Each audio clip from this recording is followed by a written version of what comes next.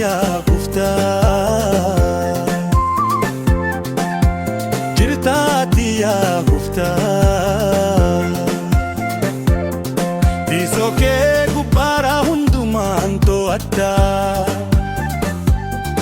ol ba'us gad buusi na faana jira,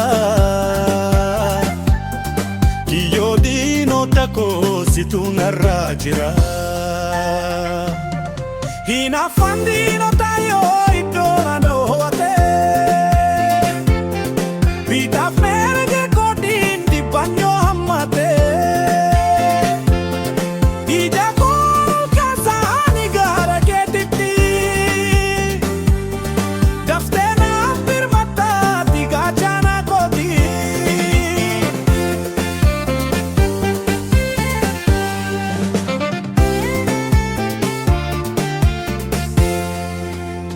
Hallis yoo ammate dukkanni dheerate,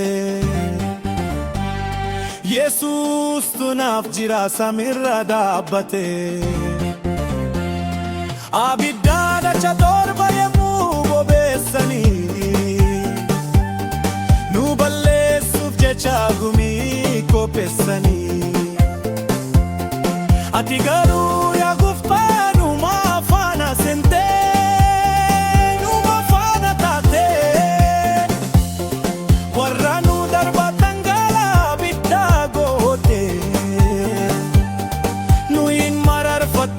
badii nu olfatte.